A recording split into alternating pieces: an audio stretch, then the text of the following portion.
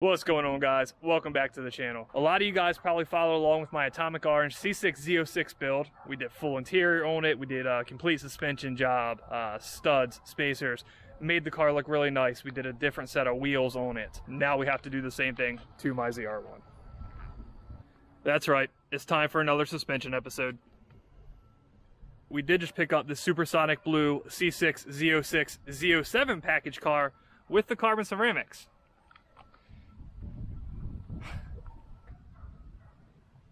Austin actually has a video coming out about this car along with a blower Z06 and another C6 we just got in coming out on Tuesday, so make sure you check that out. But we're not going to waste any more time. Let's go ahead and get this car in the lift and get the wheels off.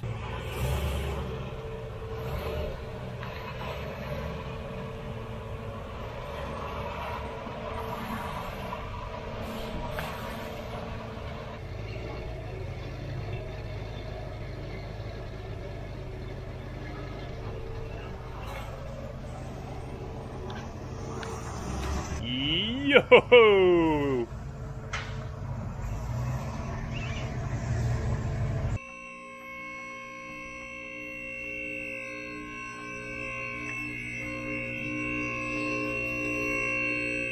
Alright, so we just got the car on the lift. Before we get into it though, I am going to do this week's part update. This is something I've been excited to get. It's something I didn't have in my last ZR1 and I probably could have used it. Heavier than I thought it'd be.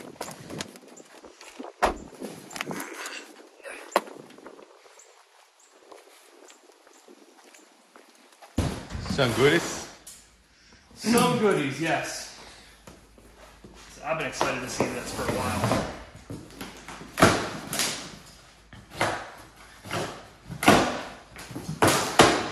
Feels like Christmas morning, right? But it's a little bit too early for it, but...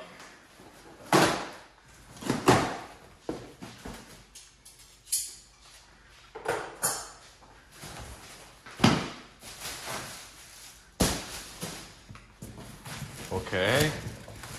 This isn't the important part here. It's just a Wow. bunch of hose.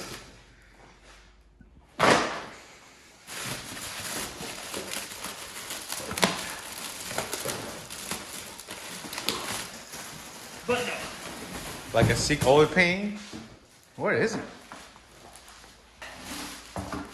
This thing looks awesome. Wow. Man, this looks as nice as everybody said it was. This is the Synergy Motorsports trunk tank. Okay. So now I'm gonna run that Kong lid, the Edelbrock heat exchanger, and then this in the back instead of a front tank like on my last ZR1. Okay. And that should be... Oh, wait. So you're actually going to delete the tank that is next to the fender? Yep. Oh, Yep. Okay, okay. Well, not the one that's next to the fender. That's the coolant tank. This is the trunk tank for the heat exchanger. Oh, okay. I got you. But yeah, this is, you know how the R8 you can open up that tank and put ice in the back of it? Yes, exactly. Same thing here. Oh, So, I got you. Really nice quality. It really is. Wow. This thing looks awesome. So now, the question that I have, obviously it's the most time-effective route to just wait to put all this stuff in until I do the build, drop the engine and everything. Yeah. But do I do an episode on just cooling, where I do the heat exchanger, that, and the Kong lid before I build it? Just for a straight comparison on the stock car.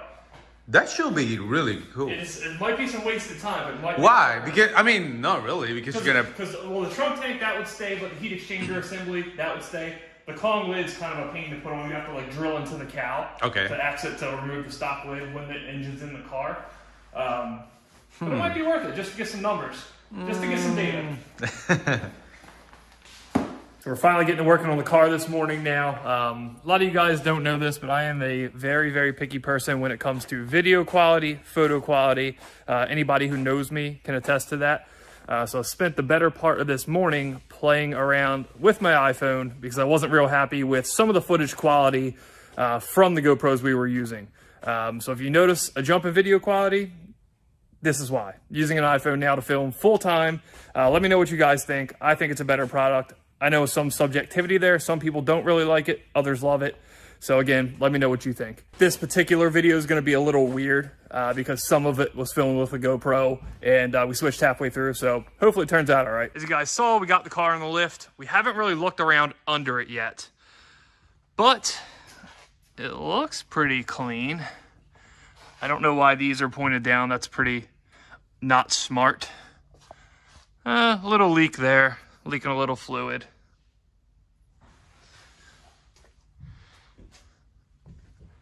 Everything else looks pretty dry. One thing that I was positive was going to be leaking on this car were the mag ride struts, and there we are. It's pretty disgusting. Even my 4,000 mile car leaked, which was crazy, but I guess it is what it is. One of the first things I did to that car was put Z06 struts on it, and I loved it. So probably go the same route on this, though I don't have any today. So it's going to have to wait till the next time it's on the lift.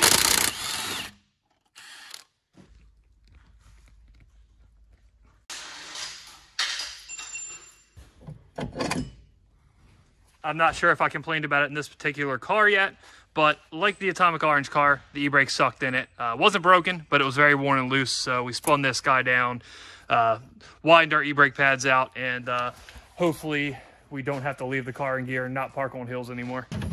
So much better quality. Oh, yeah.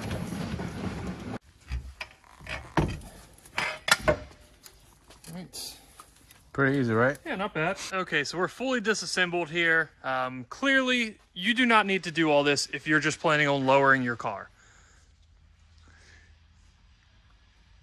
However, to get the rear hub out so you can do studs, it all does have to come apart pretty much this far. We did have to pull out the rear sway bar as well. You typically will not have to do that, but if your car is older, higher mileage, and the bump stops look like that, you will. You can't spin them without them hitting the control arm there. So you have to pull the sway bar, get the control arm down below it so you can actually spin that. It's kind of a pain, but what are you going to do? I'm sure you guys are all thinking this, looking at it, and thinking I'm just avoiding the subject. But yes, the struts are just disgusting.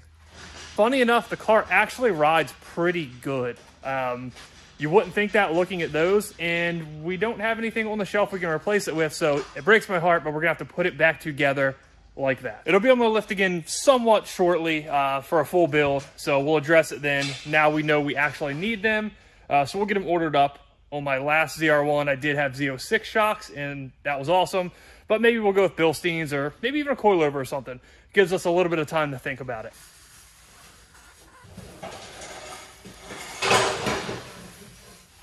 I don't know, guys. That looks like we might have just fixed that with a paper towel.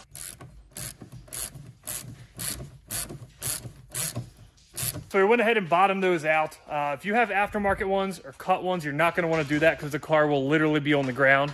But if you're running the full-size stock ones there, you're pretty much safe to just go ahead and bottom it out. It only lowers the car like a ½ inch, so it's not that bad.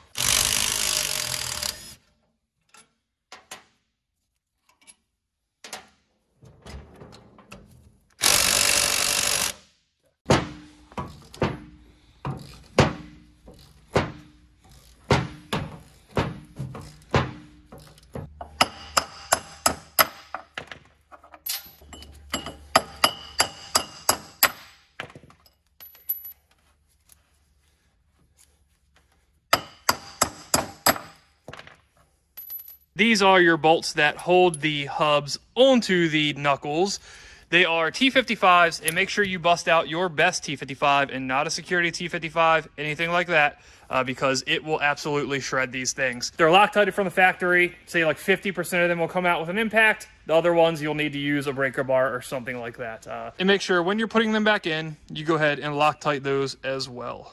All right, we have our hubs out, separated, and the studs knocked out of one of them. Quick tip for you guys, if you guys care to do this yourself, take care that when you are hammering your studs out, this ABS sensor wire is not sitting flat on there. If you just hammer it out like that with it square down on there, you can and will screw that up. So just have it hanging off the edge like you guys saw I was doing on the pallet, and take care that you don't have to go replacing that for a stupid mistake. These are the particular studs we're using. Some of you guys might have saw us use these in the Atomic Orange C6 Z06. I think they're pretty much the perfect length. They're not super big and gaudy. The stock lug nuts actually fit over them, so you don't have to run open-ended if you don't want to. A viewer had asked me to post links to this stuff in the description, so I am going to go ahead and start doing that for what I can. I'm not going to tell you guys where you should buy this stuff, so I'll probably just post links from the manufacturer or something like that. But we're going to go ahead and grab our tool from the other unit and get ready to throw these ARP studs into the hubs. So this is just a bearing for installing wheel studs. Slip it over your wheel stud that you have in there. Any type of open-ended lug nut will work.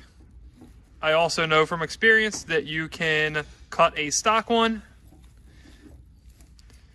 I'm going to try to film this the best I can while flying solo here.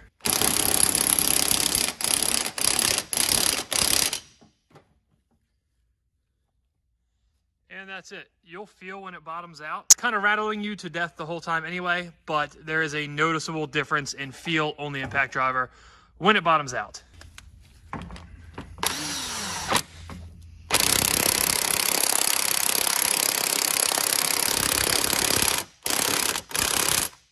Okay, we are all back together. Everything went nice and smooth. These hubs for the mileage are in very good shape. They are nice and tight, no weird spots. So very happy to put these guys back in there. A couple quick tips on wheel stud installation if you plan on doing this yourself. This, if it gets super hot, stop for 5 minutes. The lug nuts you're using, if they get hot, stop for 5 minutes. You can almost see the difference in some of these where some were running hotter. The lug nut expands like this one, and more of the coloring is worn off the stud, whereas these ones over here, we're done with cooler ones. So the hotter it gets, the more material it takes off when you're running it on. So just be mindful of that. Don't rush. You don't want to mess up your brand new wheel studs.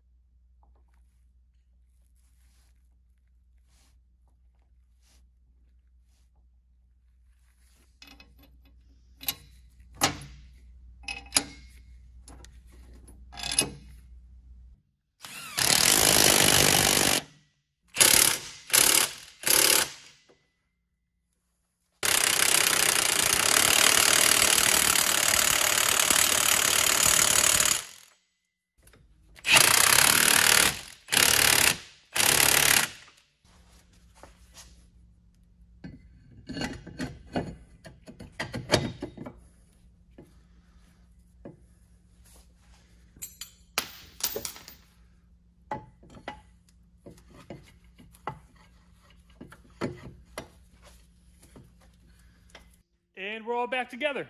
Wasn't too bad. Everything went together really nice and smooth. Honestly, for a almost 20,000 mile car, I'm very impressed with the condition of almost everything on this car. I've yet to find anything that's really disgusting or bad. We're going to go ahead and whip this other side together. We're not going to film much because you can't see anything else on the other side of the car. Then we're going to move on to the front. All right, we are fully buttoned up in the rear. Sway bar is back on. Other side went nice and smooth. We're going to toss these wheels on real quick, and then we are halfway home. So we're just getting into the front here. When I drove this car in yesterday, my TPMS worked fine. There is something, I'm not sure if you're going to be able to hear it, in this wheel. The only thing that could possibly be in there is a broken TPMS sensor, which not sure how that would happen. So we'll check it on the car when that's back together and see if it's still working. Yeah, I'm really kind of baffled on that. So we're going to have to take that up to the tire shop on Monday and hopefully see what is going on.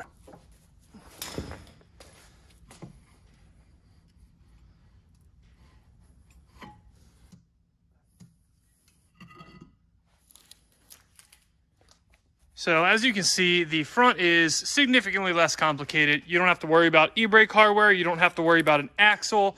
So this one takes less than half the time, in my opinion. I like to do this one a little bit differently. If you look right there, there is enough room to hit out these stock studs while this is attached. You still have to pull it out to get the newer ones in, but it gives you a nice solid mounting surface to pop these out. You don't have to worry about damaging that wire I was talking about earlier. So we're going to go ahead and do that real quick and then pull the hub.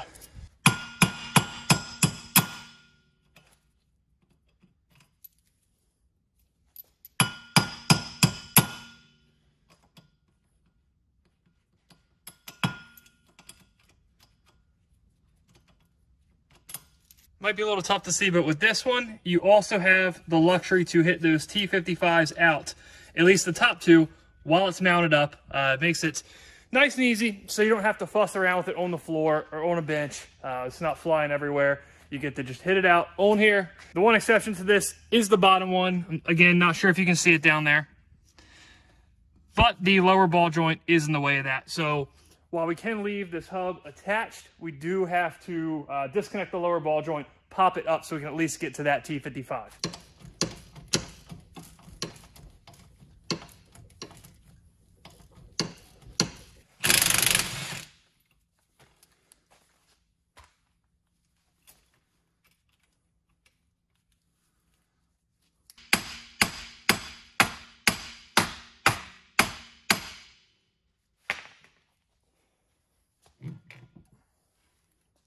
And now that's popped up, we don't even have to have it all the way out. We can get to that and be good to go. The only reason we have to pull these guys all the way out is so we can put more Loctite on them. If you leave this ABS wire connected, you don't even have to pull the hub all the way out. You slide the new studs right in here. And just like we hammered the old ones out while it was mounted to the knuckle, we're going to put the new ones in while they're mounted to the knuckle. We just had to open up that clearance so we could get them in there. And again, it really just gives you a nice mounted surface where you don't have to be holding it by hand on a workbench. Theoretically, you can do this with the rear too, but there's more going on back there, so I tend to just do that on a bench.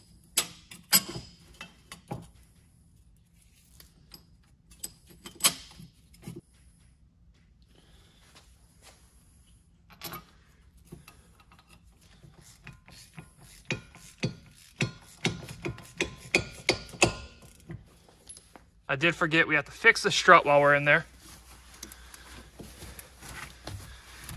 Good as new. And now we are on to the easy part. And if lug nut doesn't feel too hot, you're doing this and any lug nut gives you any trouble at all, pick a different one.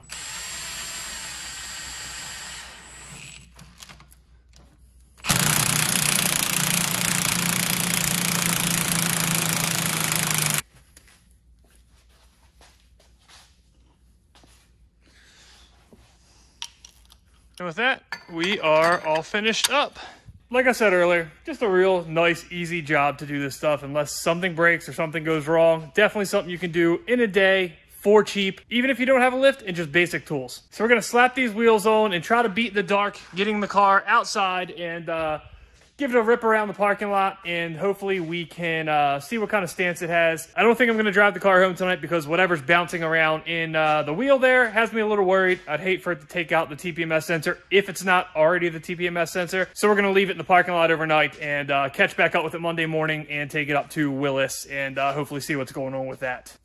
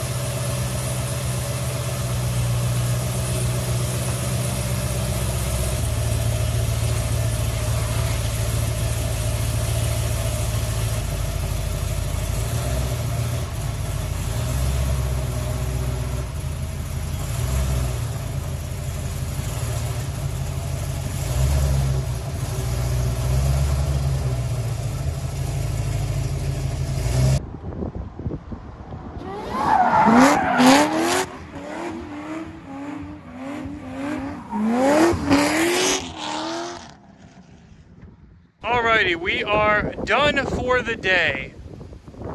The stance is pretty much exactly what I wanted.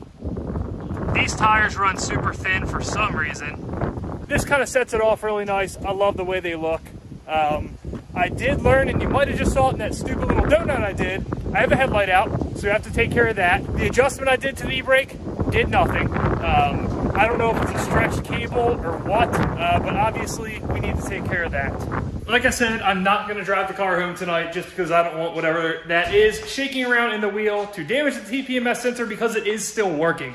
So again, I have no idea what that could be. So I'm gonna head home for the night. We'll pick this back up Monday morning. As far as the video quality, I think there's some stabilization issues in 60 frames per second like I'm shooting now. So I have a gimbal on the way. That should help. Just saw Austin pull up, so we gotta go hunt him down real quick and grill him about the FD because he just picked it up from Josh, the fabricator, and took it to get wired. So I wanna get the inside scoop on what's going on with that. You picked up the FD today. How's it look?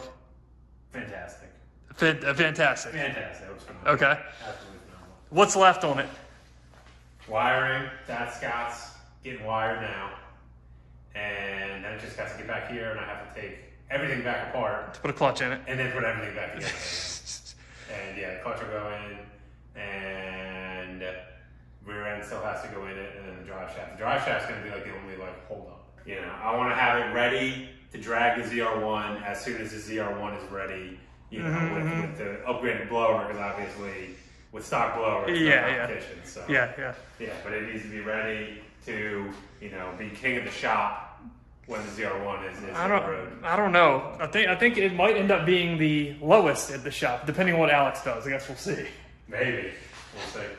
All right, well, good luck with it. I'm you know, excited to see it. His stuff is on the channel as well, so if you haven't already, make sure you check out his videos because it's honestly probably a cooler car than the ZR1. All right, we have our wheel off. We're getting ready to run up to Willis.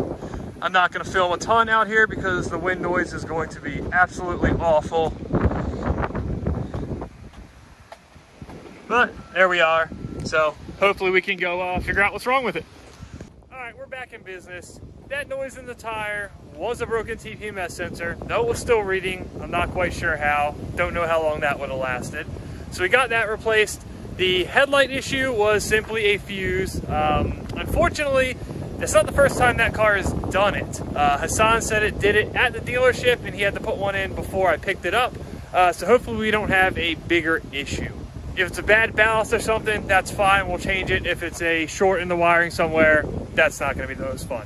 So that is all for this episode. I hope you guys enjoyed it. Again, let me know how you guys like the new video quality. If you guys think we should switch to this channel wide, put it in the comments. Say, we don't want any more upside down grainy videos on Instagram. We're done with it. Get an iPhone. In other news, I will be out of town for the next week, so this Friday, I'll miss an upload, but we are coming back super strong. If the weather holds up, the day after I get back, me and Alex are going to pick up a new car for the channel, and we're gonna road trip the ZR1 to go get it.